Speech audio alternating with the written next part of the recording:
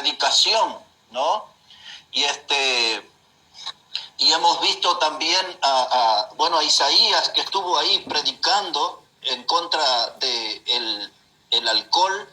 En su prédica él incluyó ese tema, incluyó el tema de la vestimenta. Isaías también estuvo predicando en contra de los pastores que tenían una conducta como de perros mudos, y él estuvo predicando también acerca de un Dios perdonador y de un Dios misericordioso, y también él puso énfasis en su predicación sobre el infierno. Cuando estudiamos sobre el profeta Ezequiel, ¿no? Hemos estudiado de su experiencia en el cementerio, en el capítulo 37, donde él pudo dar un mensaje de vida a los huesos muertos, a los huesos secos.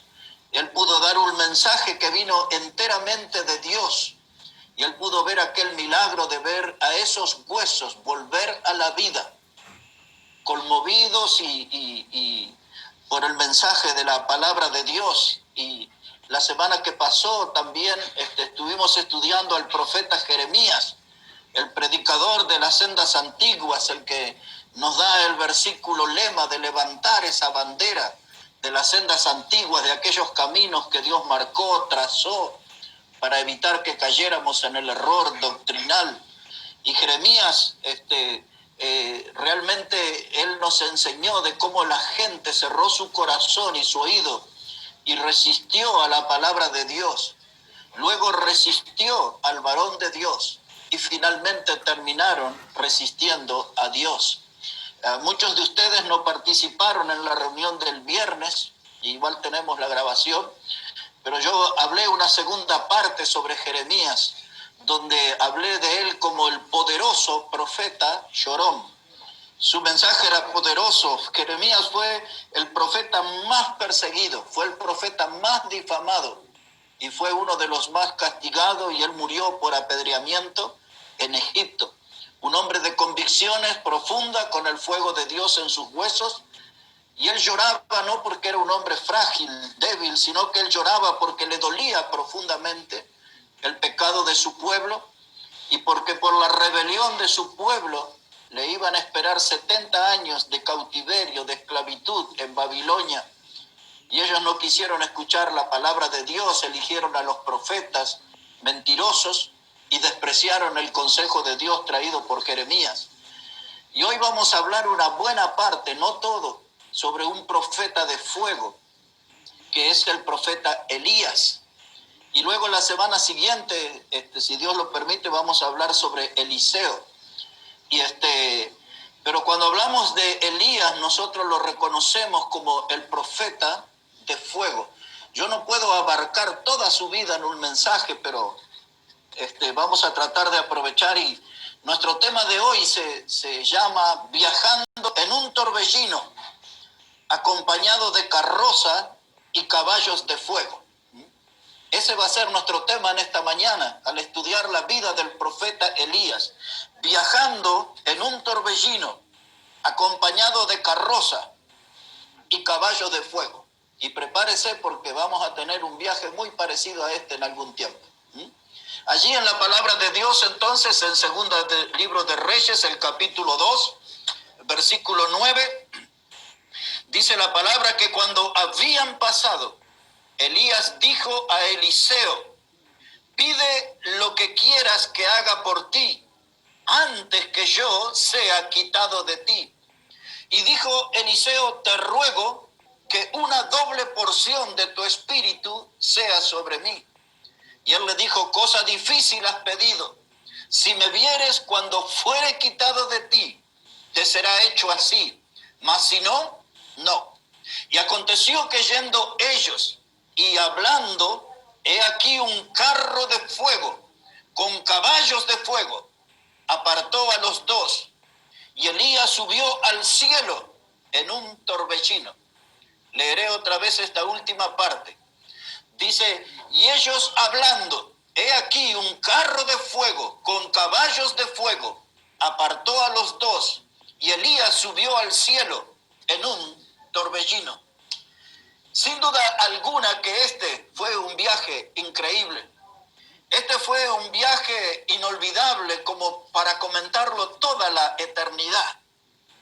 Un torbellino, es un viento envolvente, carros de fuego, caballos de fuego y un viaje al cielo, un cómodo viaje al cielo. Y aquellos que somos salvos por Cristo, aquellos que ya conocemos a Jesucristo como Salvador, tendremos que prepararnos para una experiencia similar a la del profeta Elías. Tenemos que prepararnos para una experiencia espectacular, porque así como Elías subió al cielo, la Biblia enseña en la primera carta a los tesalonicenses, en el capítulo 4, desde los versículos 13 al 18, habla de que nosotros seremos arrebatados y tendremos un encuentro con Cristo en el aire. También Pablo, cuando le escribió a los tesalonicenses sobre este evento, les dijo nuestra reunión con él, que tenemos que prepararnos para nuestra reunión con Cristo. Pablo también informó acerca de este evento a la iglesia en Corinto. Y en el capítulo 15 de la primera carta, versículos 51 y 52, Pablo le dijo que en un momento, en un abrir y cerrar de ojos, seremos nosotros arrebatados. La misma experiencia que tuvo Elías, una experiencia similar, es prometida para la iglesia de Cristo. Ahora, estos no son eventos aislados, porque hubo un gran hombre de Dios llamado Enoc. Él no es muy conocido, la Biblia lo menciona muy poco. La vida de Enoc se reduce al libro de Génesis, el capítulo 5, versos 22 a 24, y allí se nos cuenta que Enoc fue un hombre que tuvo una gran virtud, caminó con Dios. Y la Biblia enfatiza en esa expresión que Enoc caminó con Dios. Y luego escuchamos algo acerca de Enoc en la carta a los Hebreos, en el capítulo 11 y en el versículo 5. Allí se nos cuenta que por la fe Enoc fue traspuesto. La palabra que usa para Elías es que él subió al cielo. La palabra que usa en Génesis 5:24 es que Enoc caminó con Dios y desapareció porque lo llevó Dios. Y ahora, siglos después, el escritor de los Hebreos lo recuerda Enoc y dice que por la fe fue traspuesto. Es decir, que él fue llevado al cielo para no ver muerte. Y luego la carta de Judas también habla acerca de Enoc, que él profetizó, ¿no? Y así, entre paréntesis, les cuento que Enoc, como muchos discuten que no hay profecía de él sí profetizó, como dice la Biblia, y lo hizo a través del nombre que le puso a su hijo, Matusalén, porque el nombre de Matusalén hablaba acerca del día que iba a venir el diluvio. Y esa era la profecía, en el nombre de su hijo Matusalén. La gente podía saber el día que iba a venir el diluvio. Y Enoc profetizó de ese modo. Enoc fue traspuesto, Elías fue traspuesto, la iglesia será traspuesta, quitada del escenario de la tierra, arrebatada el día que suene la trompeta y Cristo venga en las nubes. Y ahí tendremos una experiencia similar a la de Enoc y a la de Elías, cuando viajó en un torbellino, acompañado por carrozas de fuego y caballos de fuego. Y esa es la introducción para nuestro mensaje. Gritando desde aquí el nombre de nuestra congregación, Maranata, Maranata, que quiere decir Cristo viene y viene pronto. Para los que no saben, Maranata era una palabra en arameo, en lengua aramea, que se utilizaba en la iglesia primitiva como un modo de saludo. Así como cuando nosotros nos vemos y nos preguntamos qué tal, cómo está, qué tal, cómo le va.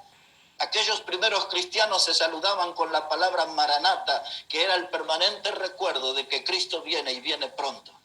Y así que, pensando en Elías, en la parte final vamos a volver a este texto, pero ahora vamos a recorrer su vida, una buena parte de la vida de Elías. Y necesito que vaya al primer libro de los Reyes, en el capítulo 17.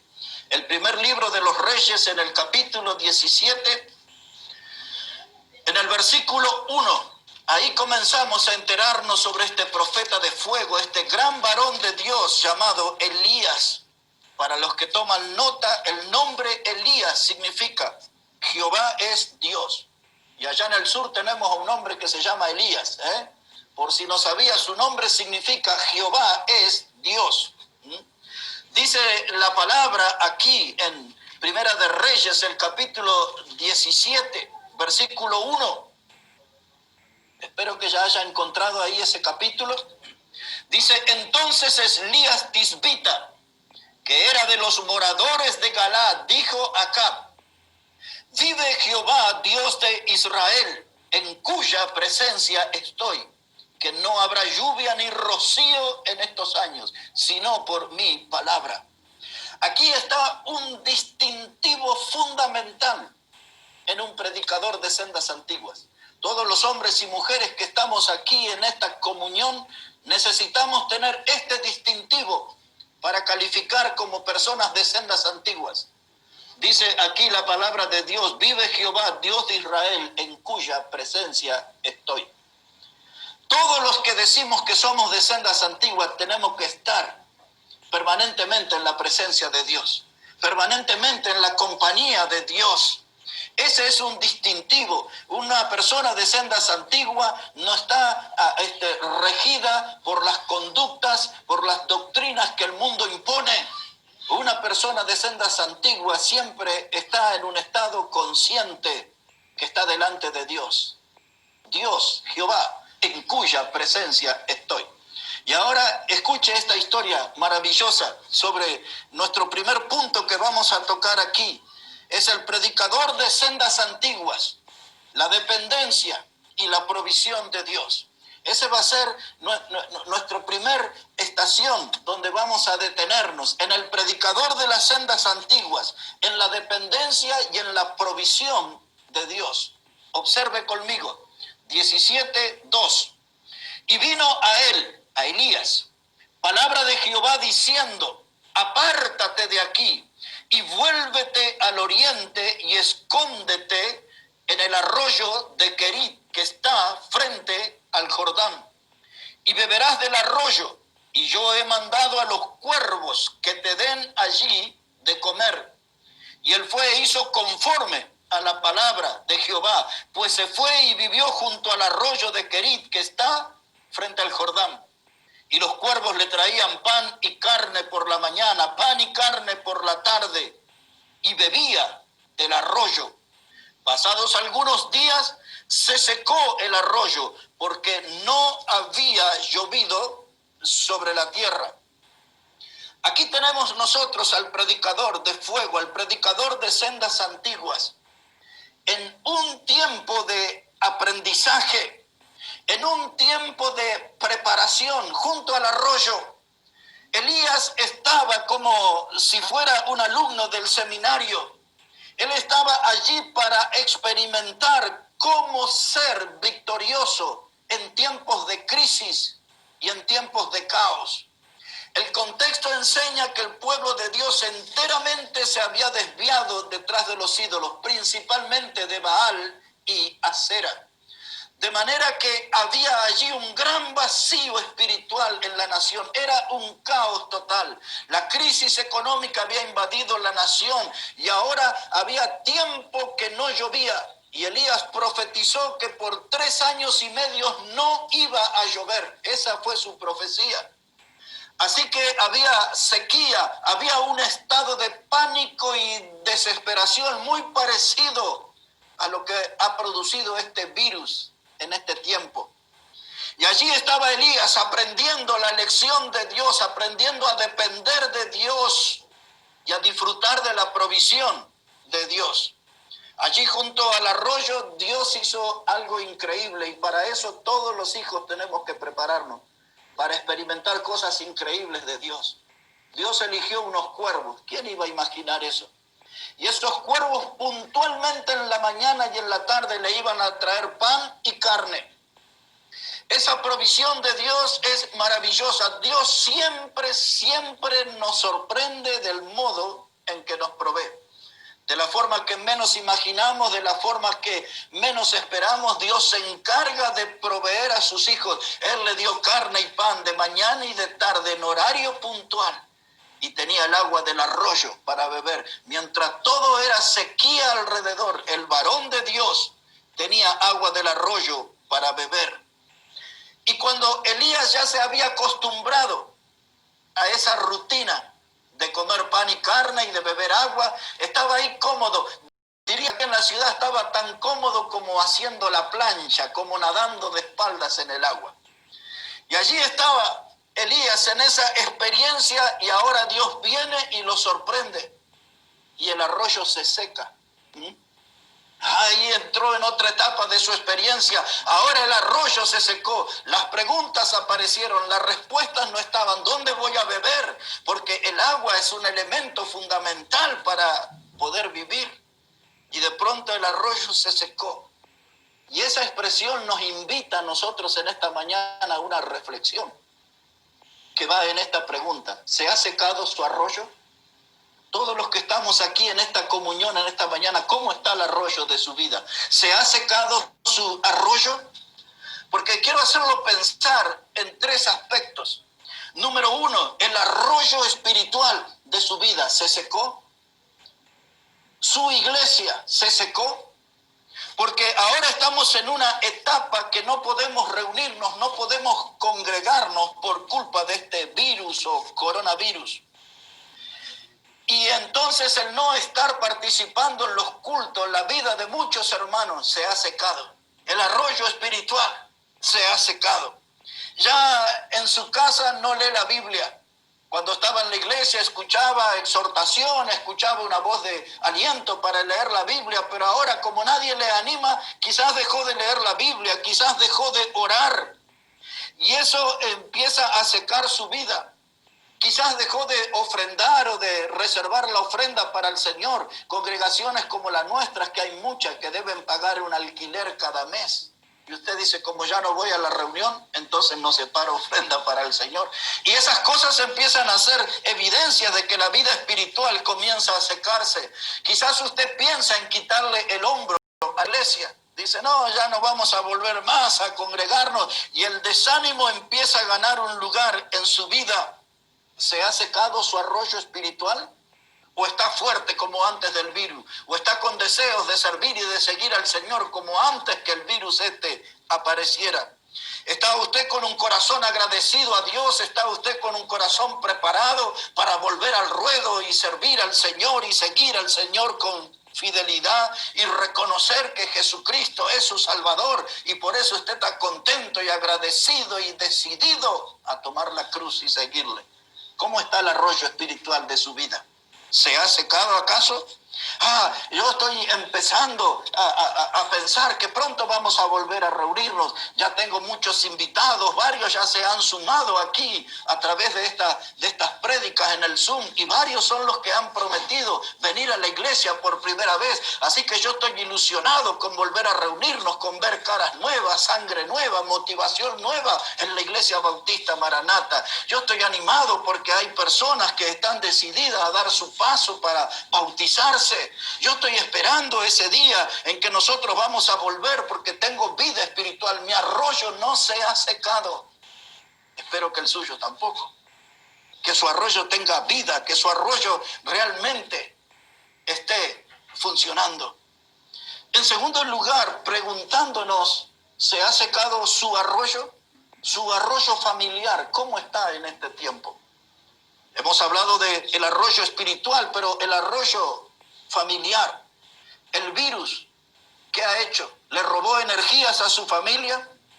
¿Usted está viendo a sus hijos que ya no cantan alabanzas, que no hacen planes para venir a la iglesia y están allí encadenados a la televisión, encadenados al celular o a la computadora?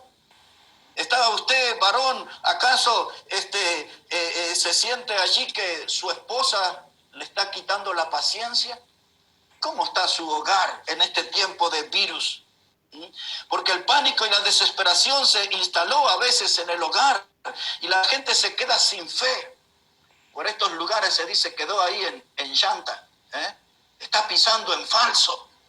Y entonces el arroyo del familiar empieza a entrar en un terreno de decadencia, pero los varones que están aquí en esta comunión, no olviden que Dios les ha puesto como cabeza del hogar para animar a la familia, para motivar a la familia, para mantener en alto el estandarte de la fe. No deje que el arroyo de la familia se seque. ¿Se ha secado su arroyo espiritual, familiar? ¿Se ha secado su arroyo laboral? ¿Siente usted que ya no tiene los mismos ingresos que antes del virus? ¿Siente usted que el trabajo decayó y eso le produjo un gran desánimo? Quizás no puede cubrir con los impuestos, no puede cubrir su boleta de luz, de gas, de agua. Y esto le está creando un conflicto interno y siente que por causa de su vida laboral se va secando su arroyo. Quizás alguien al mediodía o en la noche, al mirar el plato, ya se cansó de ver tanto arroz. Otra vez arroz. Un arroz con 2 huevos fritos. Y ahora un arroz con huevo frito, uno solo. Y después ya no hay huevo frito y hay un arroz con ajo, bien blanco y nada más. Y usted empieza a desanimarse porque no tengo trabajo, porque no tengo ingreso. Hay otros que entraron en otra etapa, en la etapa del fideo, todo fideo. Empezó con el fideo uchu, el fideo uchu, allí bien con un poco de carne y con unas habas, arvejas, ají amarillo, perejil, orégano, y ahí estaba el fideo uchu. Bueno, la receta es gratis, y usted estaba ahí entretenido con esa clase de fideo, pero un día empezaron a desaparecer. Ya no había carne, ya no había habas, otro día no había arvejas, y entonces ahora ya tenemos fideos espirales o tirabuzón, como le llaman por aquí. Y otra vez fideo, y después aparece el espagueti con ajo o el tallarín saltado. Algunos dicen, vamos a variar hoy el fideo, vamos a tener fideos tostados, y otro día dice un poco de macarrón o sopa de fideo. Fideo todos los días.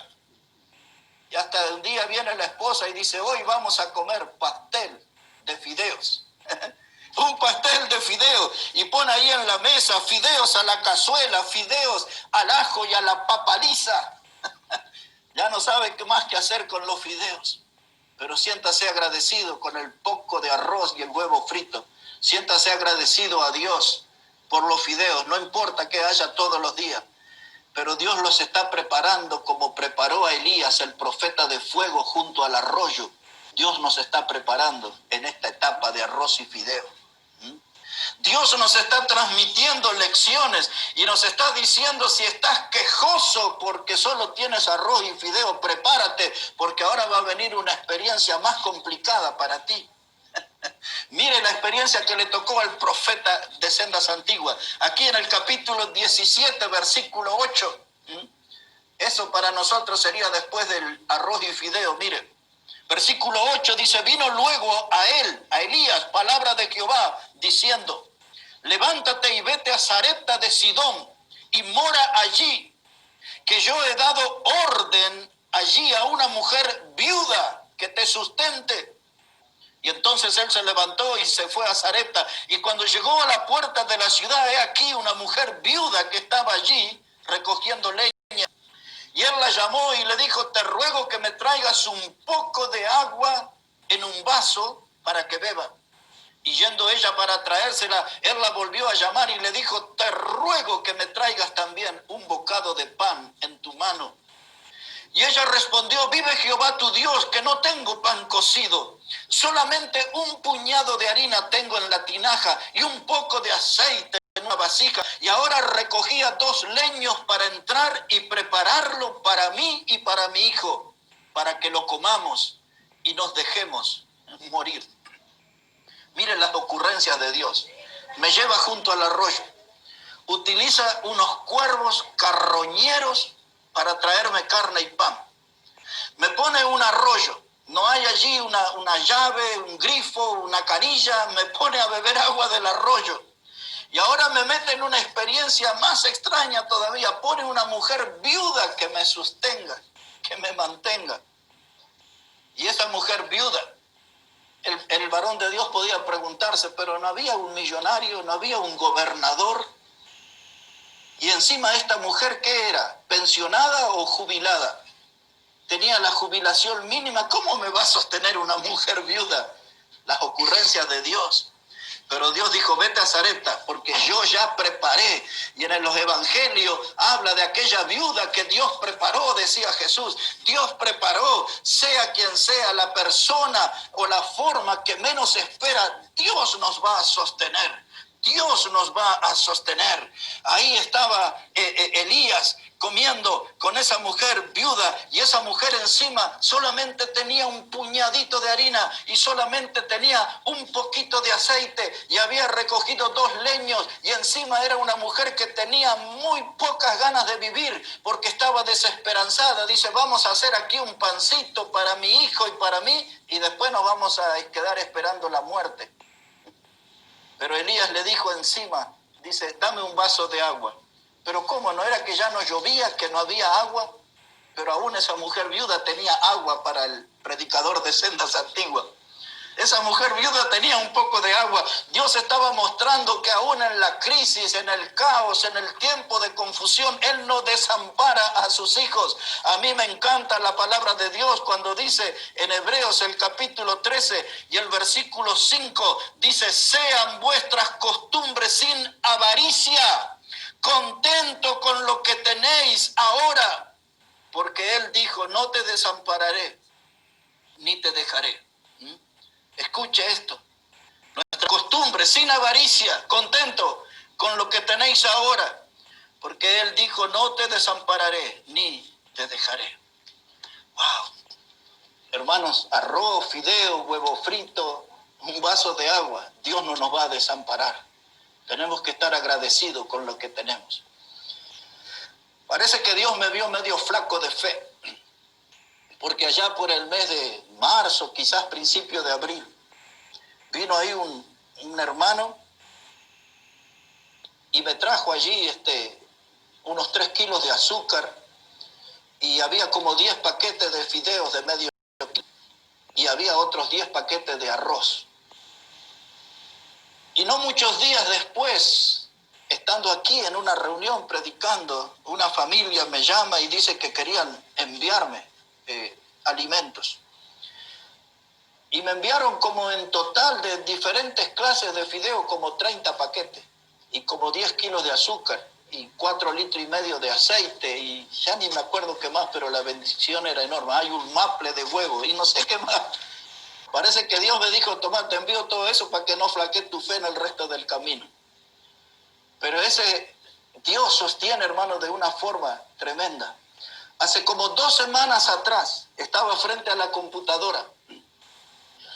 Tenía más o menos, para los que están afuera, el equivalente a $8. Con eso compramos 2 kilos de carne aquí, 2,5 kilos, peleando el precio. Y estaba frente a la computadora y en ese momento pensando con esos billetes que tenía, y de pronto suena mi celular. Casi nunca tengo el celular a mi lado, pero sonó. Y me habló un hombre que hace mucho que no lo veía. Y me dijo, ¿está en su casa? Sí. ¿Puede bajar? Sí. Y cuando bajé me dijo, Dios me mandó. Y me extiende la mano y me da una cantidad de dinero y se va. Al otro día, una hermana llama y me dice, necesito una cuenta. Dice, tengo una ofrenda para enviarle. Solucionamos ese tema, vino la ofrenda. Al otro día me habla la hermana y me dice, mire, mi papá quiere enviarle una ofrenda. Y de pronto Dios empezó a proveer así.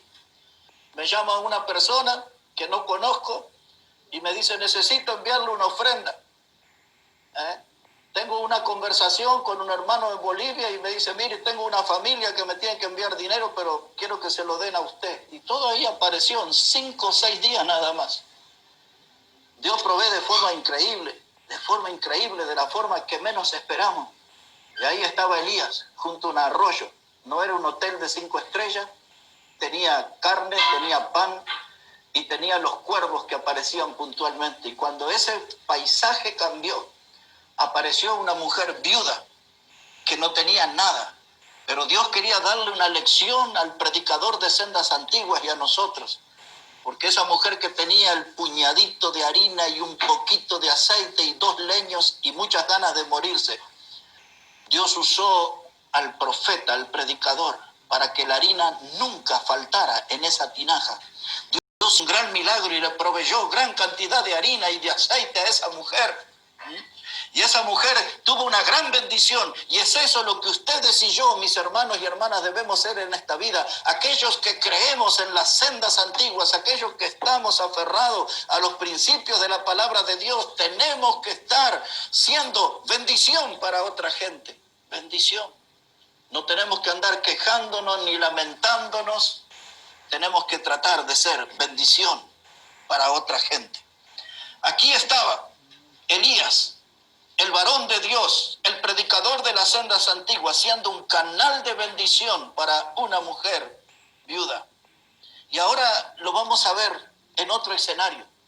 En segundo lugar, vamos a ver al predicador de las sendas antiguas y su batalla por la fe. Primero vimos al predicador de sendas antiguas y la provisión de Dios y la dependencia de Dios. Y ahora lo vamos a ver al predicador de sendas antiguas en la batalla por la fe. Ahí en Primera de Reyes, el capítulo 18, por favor. Versículo 18, Primera de Reyes 18, verso 18. Dice la palabra de Dios que cuando Acab vio a Elías, le dijo: ¿eres tú el que turbas a Israel? Y él respondió: yo no he turbado a Israel, sino tú y la casa de tu padre, dejando los mandamientos de Jehová y siguiendo a los Baales. Ahí estaba Elías frente al rey. No olvide eso. Acab era el rey. Y ahí estaba el predicador. Y no le tembló la voz al predicador. Y el predicador le acusó al rey de haber desviado el corazón del pueblo hacia los ídolos. El predicador de sendas antiguas le dijo en la cara: no fue un WhatsApp, un mensaje de texto, un correo electrónico, no fue un llamado telefónico ni señales de humo. En la cara se lo dijo: tú has turbado al pueblo, desviándote de los mandamientos de Dios. Sí, el predicador de sendas antiguas tiene que ser claro a la hora de predicar, porque el pueblo de Dios, por volverse a los ídolos, andaban a la deriva, andaban allí en un naufragio espiritual. El pueblo de Dios estaba abrazando doctrinas venenosas, doctrinas que le iban a enfermar el alma y el corazón. Y es eso el drama que vivimos en nuestro tiempo, donde en la mayoría de las iglesias hay doctrinas que están contaminando, enfermando el alma y el corazón de la gente, porque faltan hombres y mujeres de las sendas antiguas que pongan en claro el consejo de Dios. Y ahora lo vamos a ver al predicador de sendas antiguas, enfrentando al rey, pero ahora él va a enfrentar al pueblo. Y va a llevar una exhortación al pueblo y le va a exigir una definición al pueblo. Observe conmigo aquí, capítulo 18, versículo 21. Capítulo 18, verso 21 dice: y acercándose Elías a todo el pueblo, dijo: ¿hasta cuándo claudicaréis vosotros entre dos pensamientos? Si Jehová es Dios, seguidle, y si Baal, id en pos de él. Y el pueblo no respondió palabra. Ahí el predicador está pidiéndole a la gente que se defina en su vida doctrinal. ¿Va a estar a favor de la palabra de Dios? ¿Va a andar en la senda antigua? ¿O va a andar ahí abrazado teológicamente al modernismo, al liberalismo, a los movimientos renovados? Dice: ¿hasta cuándo claudicaréis entre dos pensamientos? ¿Acaso Dios no ha mostrado a través de la historia su poder? ¿Acaso Dios no ha marcado a través de la historia la claridad de su palabra, de su mensaje? ¿Acaso Dios no ha sembrado una doctrina sana? ¿Acaso Dios no ha sembrado convicciones en el corazón? ¿Por qué se quieren ir detrás de los ídolos? ¿Por qué quieren cambiar las doctrinas? ¿Por qué quieren abandonar la Biblia e irse detrás de las novedades que el mundo le ofrece? ¿Hasta cuándo? ¿Hasta cuándo claudicaréis entre dos pensamientos? Y esa pregunta nos interroga a cada uno de nosotros también. Porque a veces, hermanos, la gente le gusta andar en las aguas de la neutralidad, le gusta navegar en las aguas de la neutralidad. No soy ni tan ni muy, dicen, Pero hay que definirse en la doctrina, hay que venir al lado de la vereda soleada y no estar en la vereda sombría de las tinieblas. Hay que venir a la luz de la palabra de Dios y no andar detrás de las palabras de los hombres. Hay que venir a la doctrina sana y alejarse de las doctrinas tóxicas, enfermantes.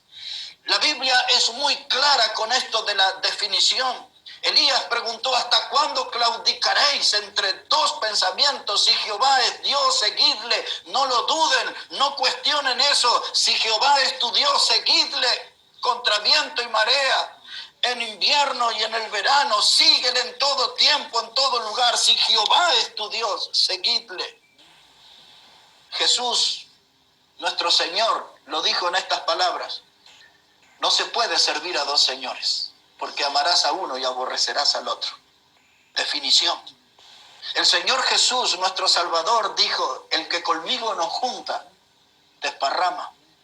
Jesús, nuestro Señor, le dijo a la iglesia de la Odisea: por cuanto no eres ni frío ni caliente, te vomitaré de mi boca. Estos son tiempos de definiciones, hermanos, son tiempos de volcarnos para el lado de la palabra de Dios. Pablo decía: no te unas en yugo desigual con el incrédulo. Hay que definirse, venir al lado de la palabra de Dios, volver a pararse en las sendas antiguas, a recorrer los caminos antiguos, esos caminos donde Dios trabaja y donde Dios desparrama de sus bendiciones. Hay que andar por esas sendas. Y Elías preguntó al pueblo y a nosotros: ¿hasta cuándo claudicaréis entre dos pensamientos? Ahora observe qué era lo que tenía que decidir la gente: sendas antiguas o el culto moderno. Le daré unas características del culto moderno. Observe el sistema que había de cultos y si no es parecido al que vemos hoy. Miren lo que eligió el pueblo. Ahí en Primera de Reyes, capítulo 18, versículo 26. Primera de Reyes, el capítulo 18, versículo 26. Dice la palabra: y ellos tomaron el buey. Estos eran los profetas de Baal y los de Acera. Ellos hicieron esto. Dice: y ellos tomaron el buey que les fue dado y lo prepararon e invocaron el nombre de Baal desde la mañana hasta el mediodía, diciendo: Baal, respóndenos. Pero no había voz ni quien respondiese, y entre tanto ellos andaban saltando cerca del altar que habían hecho. Y aconteció al mediodía que Elías se burlaba de ellos diciendo: gritad en alta voz, porque Dios es. Quizás está meditando o tiene algún trabajo o va de camino, tal vez duerme y hay que despertarle. Pero ellos clamaban a grandes voces y se sajaban con cuchillos, con lancetas, conforme a su costumbre, hasta chorrear la sangre sobre ellos. Mire ese sistema de culto. Dice aquí que ellos estaban gritando a la mañana a su ídolo. Dice aquí que estaban ahí saltando cerca del altar que habían hecho. Eso se parece mucho a las congregaciones modernas. Un altar, algo bien colorido, cortinados de alto precio, alfombras, flores de las más caras. Y allí están ahí con pinturas, con cuadros y preparan todo un escenario, todo un altar para su ídolo, para que pase el cantante y les pida aplausos, para el que toca el teclado, el que toca la guitarra o la percusión, para que pase el predicador y la gente ahí es un lobo rapaz, pero la gente ahí dice: ah, ese es mi predicador, y están saltando.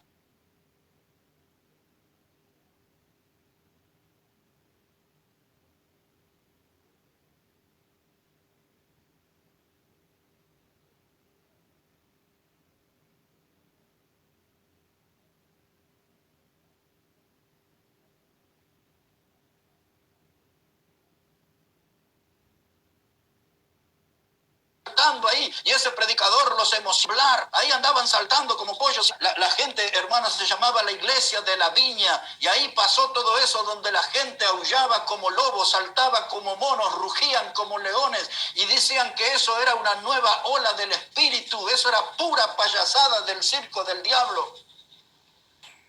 Y eso era lo que hacía el estilo de culto que habían impuesto los falsos profetas. Y Elías, el varón de las sendas antiguas, enfrentó el sistema de culto. Lo enfrentó. Y la gente estaba allí, dice que se lastimaban, entraban ahí en un clima de desesperación y de excitación, porque esa es la palabra. Y de pronto empezaban a tomar piedras y cuchillos y se lastimaban y la sangre chorreaba por su cuerpo, pero ellos estaban tan anestesiados por el diablo que ni se daban cuenta de lo que estaban pasando.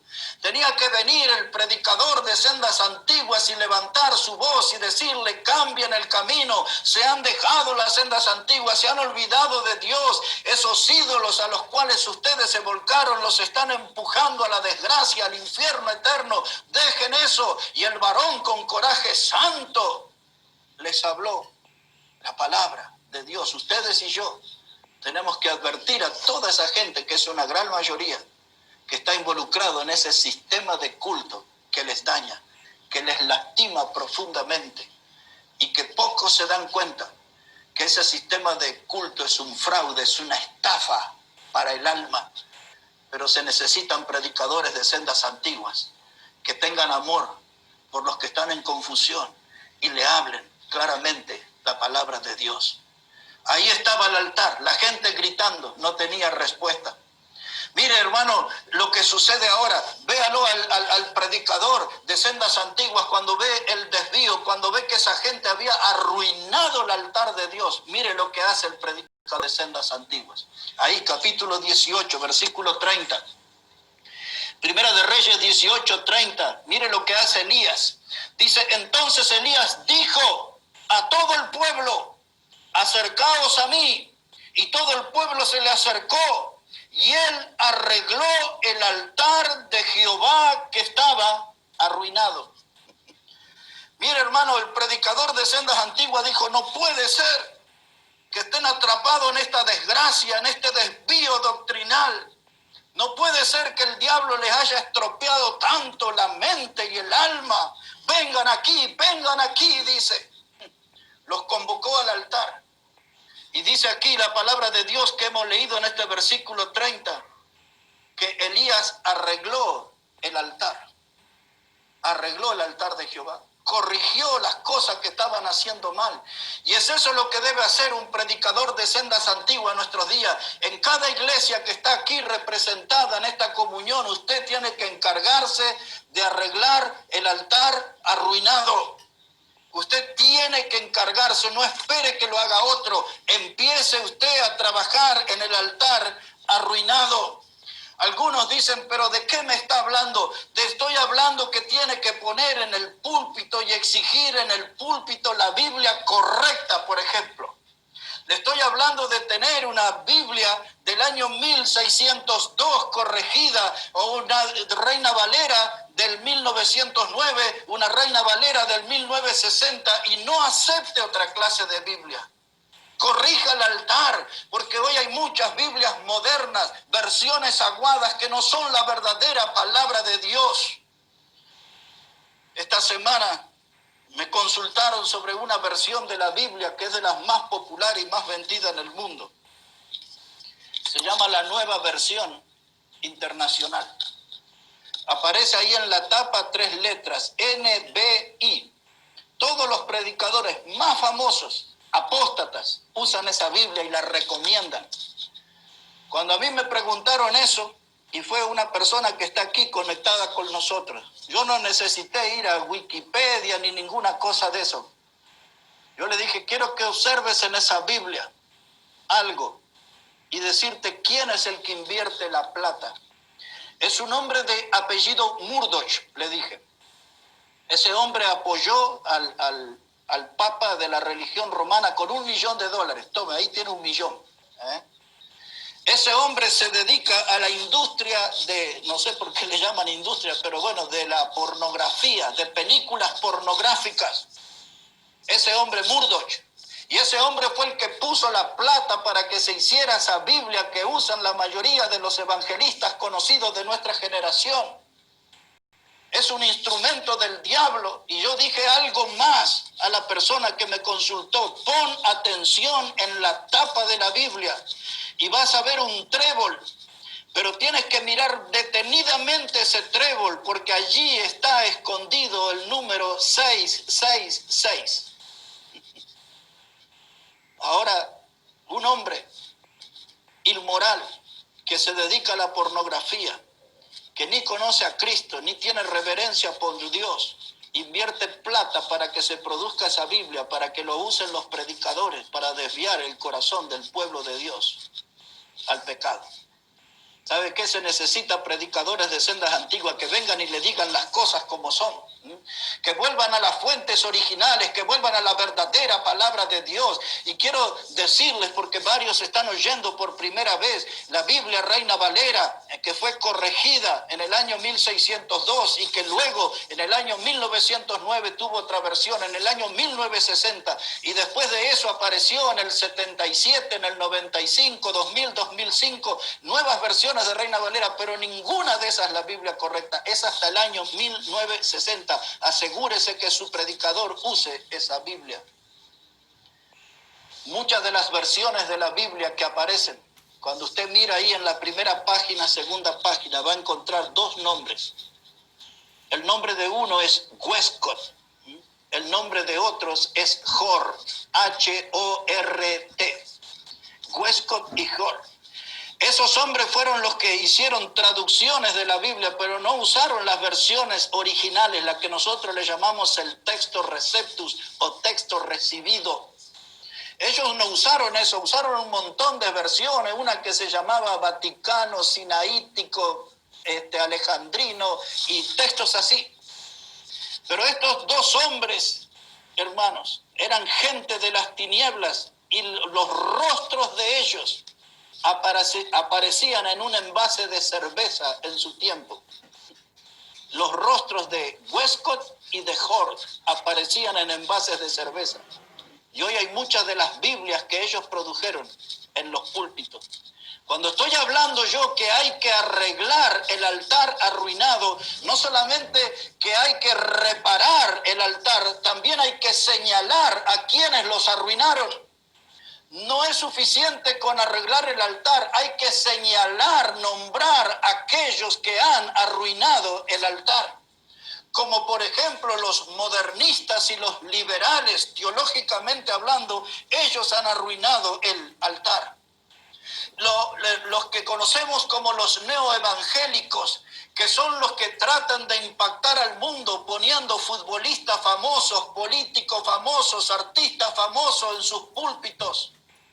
Ellos buscan impresionar con imagen de hombre el corazón de la gente, y cuando la gente, el predicador de sendas antiguas, solamente trabaja para que sean impactados con el mensaje del evangelio, el predicador de sendas antiguas trabaja para que la gente venga al culto atraído por el mensaje de la cruz, no por la presencia de un famoso en la congregación.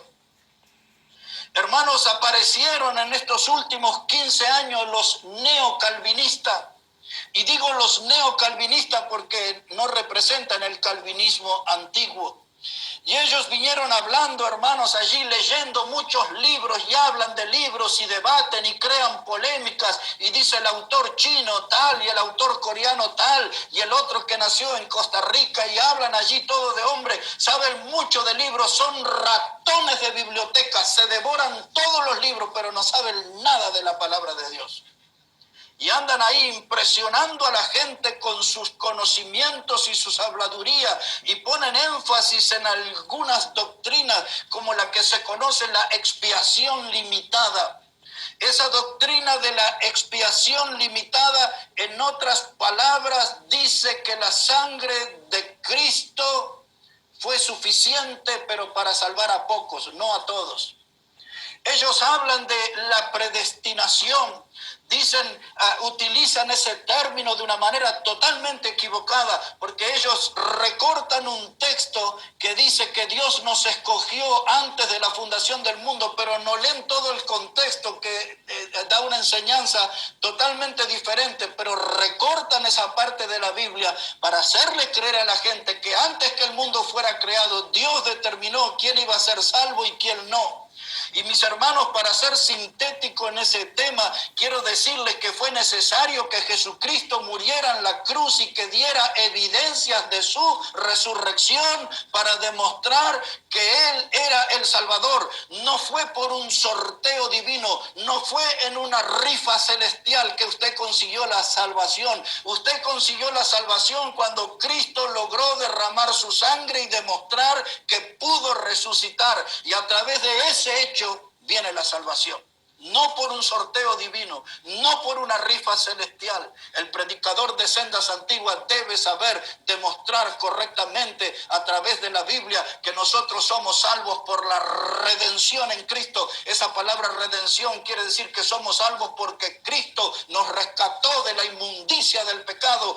Él nos compró con su sangre preciosa y Él abrió las puertas del cielo, de la eternidad, con el poder de esa sangre preciosa que derramó en la cruz.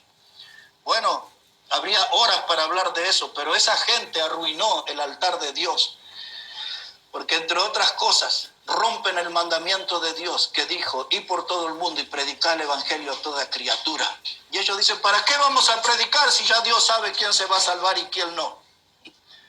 Pero yo digo a los hombres y mujeres de esta comunión, hermanos, la orden no ha cambiado, la orden no ha cambiado. Tenemos que ir por el mundo y predicar el evangelio a toda criatura. El hombre debe encargarse de cumplir lo que Dios le pidió, predicar el evangelio, y Dios va a hacer su parte, Él va a salvar. El hombre predica y Dios salva, esa es la mejor combinación que existe. Y en eso tenemos que andar. Vamos adelante, hermano. Allí vino Elías, el varón de Dios, y él arregló el altar arruinado. Mire en su iglesia la Biblia que sea la correcta, los himnos que sean los correctos, los himnos que pongan a Cristo en el centro, la obra de Cristo, la persona de Cristo, los himnos que sean alabanzas verdaderas y claras a Dios. No himnos impersonales. Con esto quiero decir que se cantan canciones que no sabe si van dirigidas a la esposa, a la novia, al amante.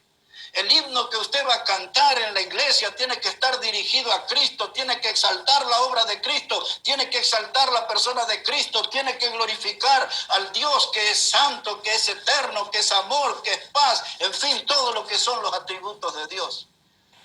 Si alguien trajo unas alabanzas, unos cánticos melosos, de esos es fácil identificarlos porque todos cantan con la nariz, hombres y mujeres.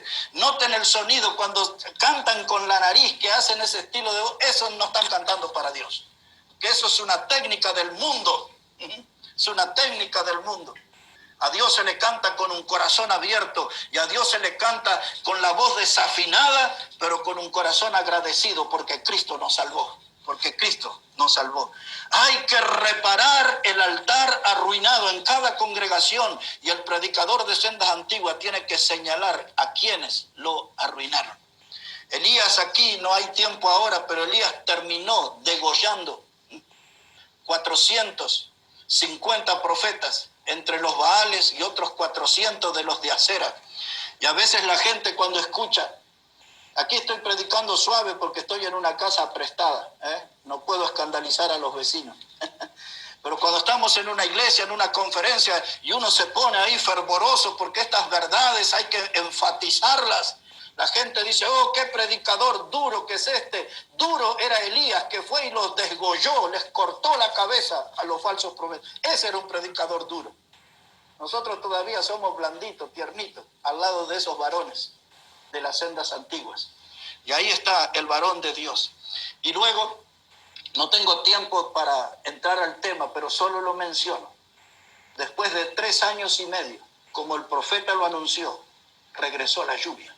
Un día oró para que no lloviera. Y le dijo al rey Acab, por 3 años y medio no va a llover. Y a los 3 años y medio volvió a orar, y el cielo se abrió, y la lluvia cayó, y bendición vino sobre la tierra. Y ese hombre demostró que él era un verdadero predicador de la palabra de Dios, que lo que él dijo se cumplió tal cual Dios se lo había comunicado. Pero ahora quiero entrar en la parte final de este tema. Quiero hablarles sobre el predicador y las luchas en el enebro. Porque después que él mató en total como 850 falsos profetas entre los de Baal y Asera, la esposa del rey Acab, que se llamaba Jezabel, ella era de una ciudad llamada Sidón. Su papá era el rey. Y esa mujer era realmente sanguinaria, era una asesina. Y esa mujer fue la que sedujo al rey y fue la que desvió el corazón del pueblo a la doctrina falsa. En el libro de Apocalipsis, para mencionar, y voy a resistir la tentación de no entrar en el tema, pero en Apocalipsis 2:18 hay una iglesia que se llamaba Tiatira.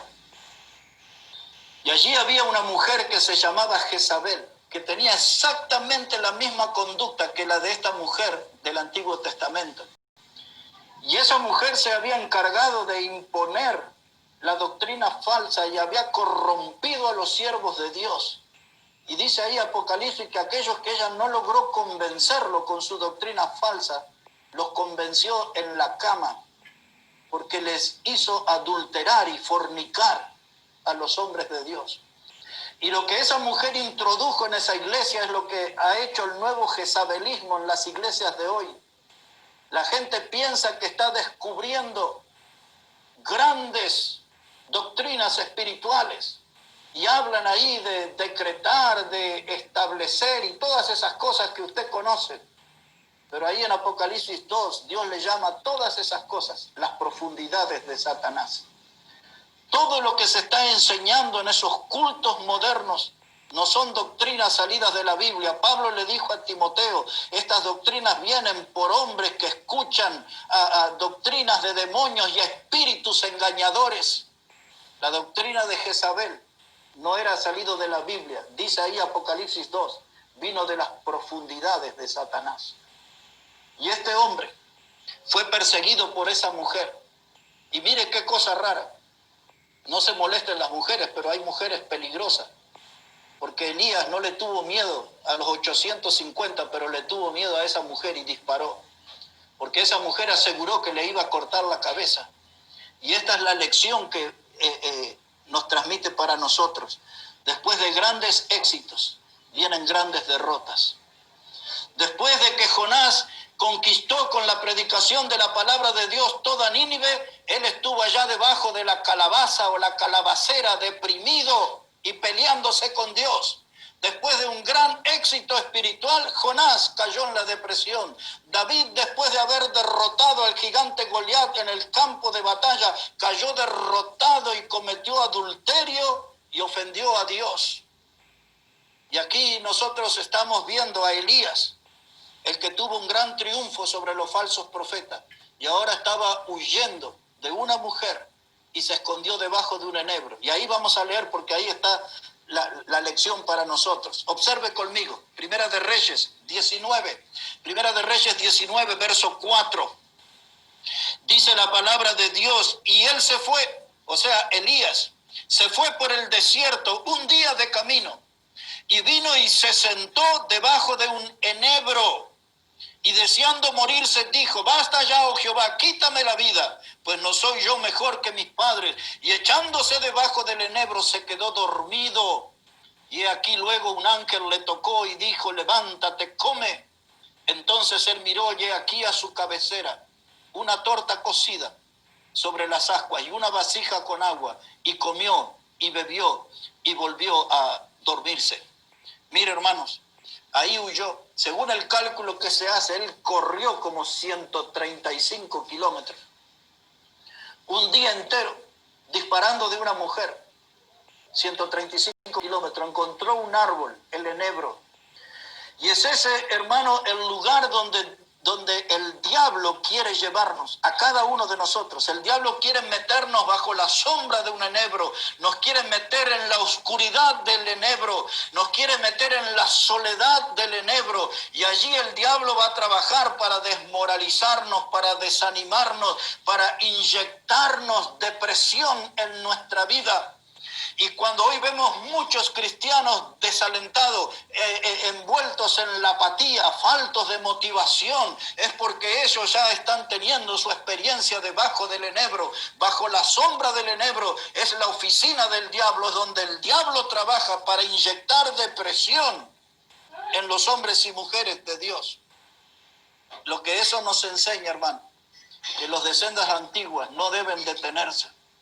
Los de sendas antiguas no pueden decir estoy muy cansado, estoy muy agotado, porque cuando usted se detiene, el diablo lo alcanza y el diablo lo daña. Otra vez, cuando usted se detiene en la obra, el diablo lo alcanza y el diablo lo daña. Hay un predicador que le llamamos el predicador sin nombre, hizo grandes milagros. Ese hombre hizo grandes milagros y al final un día se sentó debajo de una encina de otro árbol. Y vino un profeta viejo, lo engañó, le mintió. Y al final ese hombre fue atropellado por un león y muerto, el predicador joven. Pero todo su drama comenzó cuando se sentó debajo de la encina. No se detenga en la obra de Dios. Ya tendremos una eternidad para descansar. Hay que trabajar, hay que servir al Señor. Esta es nuestra oportunidad de servir al Señor, de comportarnos como gente de las sendas antiguas. El tiempo se nos ha ido y ha quedado mucho para contar de este gran varón, profeta de fuego, el hombre que Dios respaldó su ministerio con fuego del cielo. Pero le contaré un último detalle de él y ahí vamos a aterrizar y terminar nuestro mensaje. Le llevaré al Nuevo Testamento para encontrar una novedad de este hombre, al libro de Santiago. Si puede ir allí conmigo, por favor, al libro de Santiago, capítulo 5. Y allí vamos a terminar, versículo 17. Santiago, el capítulo 5, versículo 17. Ahí se nos cuenta algo de este gran predicador que tuvo su etapa de aprendizaje junto al arroyo, que experimentó cómo Dios provee de las formas más inesperadas, cuervos, pan y carne, y agua de un arroyo, cómo Dios utilizó una viuda. Este hombre maravilloso que profetizó que no iba a llover en la tierra 3 años y medio y no llovió. Y cuando volvió a orar pidiendo lluvia, llovió. Este hombre que no tuvo miedo al poder del rey, lo enfrentó y lo acusó de haber guiado al pueblo a dejar los mandamientos de Dios. Este hombre que no tuvo miedo de enfrentar a los falsos profetas, aunque eran 850, los enfrentó, los mató y ordenó el altar de Dios que había sido desarreglado.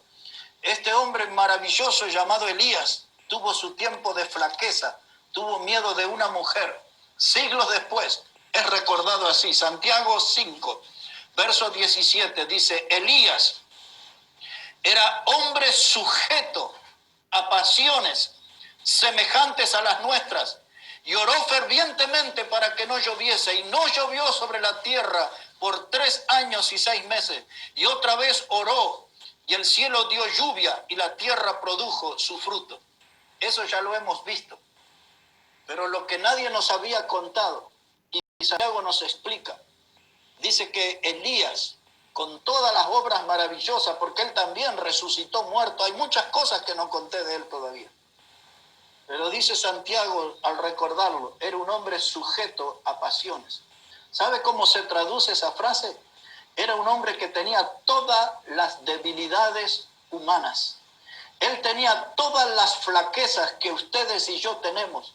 No era un superhombre, no era alguien extraordinario. Era una persona común que decidió ponerse en las manos de Dios. Y es una persona común que decidió caminar en las sendas antiguas cuando todos eligieron el camino del error. Era un hombre común, una persona simple que llegó a confiar que de verdad Dios es todopoderoso, que Dios es sustentador, que Dios es soberano, que todo está bajo su control. Era un hombre como nosotros, sujeto a pasiones. Él estaba lleno de debilidades, pero hizo grandes cosas para Dios. ¿Qué significa eso? Que una persona común, como usted y como yo, si decidimos caminar con Dios por las sendas antiguas, Dios puede tomar nuestra vida, una vida común, y hacer algo fuera de lo común con cada uno de nosotros. Como lo hizo con Elías, Dios lo puede hacer con nosotros. Y ahora no es necesario que lo busque, pero el apóstol Pablo fue apedreado en Listra y fue dado por muerto, y lo arrastraron y lo tiraron fuera de la ciudad. Y luego, eso está en Hechos capítulo 14, y luego llega al verso 22, y Pablo dice estas palabras. Después de que él le sacaron las piedras de encima y los hermanos ahí lo volvieron a la vida, él entró a la ciudad, predicó el evangelio, y Pablo le dijo estas palabras, Hechos 14, 22. Él dijo que es necesario que después de muchas tribulaciones entremos en el reino de Dios. Es necesario que después de muchas tribulaciones entremos en el reino de Dios. La palabra tribulación allí se refiere a días de aplastamientos, días de opresión, de enormes dificultades. Y todo esto, mis hermanos, Elías pasó por la experiencia del arroyo, de los cuervos, de la viuda, del rey, de los falsos profetas. Y luego llegó el momento donde vino un torbellino, un carro de fuego, caballos de fuego, y subió con Dios. Dice la Biblia, subió, se fue con Dios. Y usted y yo pasaremos por esta vida muchas dificultades. Quizás podemos hablar de jornadas de hambre y de frío. Quizás de jornadas donde no teníamos plata para un alquiler y dormimos en una plaza, en un monte o debajo de un puente. Quizás tenemos que contar experiencias dolorosas en nuestra vida. Quizás fuimos parte de una congregación que se dividió, que los hermanos deshonraron a Dios peleándose uno con otro. Quizás en nuestra vida hemos padecido de alguna clase de abusos. Quizás hemos sido difamados, literalmente nos han quitado la piel. Quizás nos han intentado o han logrado destruir nuestra familia o parte de nuestra familia. No importa, después de todas las tribulaciones, entraremos al reino de Dios. Un día llegó para Elías el torbellino, el carro de fuego y los caballos de fuego, y subió con Dios. Cuando la generación prediluviana se volcó al pecado, a la violencia y a la inmoralidad, Enoc caminó con Dios y fue traspuesto, fue llevado por Dios. Dice la Biblia, Dios lo hizo desaparecer y se lo llevó. Y ahora ustedes y yo pronto escucharemos la trompeta, y dice la Biblia, y seremos arrebatados, seremos quitados del escenario de la tierra. Y al igual que Enoc, y al igual que Elías en el torbellino, carro de fuego y carroza de fuego, nosotros viviremos esa experiencia y nos vamos a ir al cielo con el Señor. Nos encontraremos en el aire, dice 1 Tesalonicenses 4. El Señor estará en las nubes y estaremos por siempre con Él. Esta es la vida de un predicador de sendas antiguas. Va a pasar por muchas pruebas, enormes luchas, duras batallas, pero después viene el tiempo en que nos vamos con el Señor. Que Dios bendiga su palabra, hermano, en esta hora, y que pueda bendecir sus vidas. Y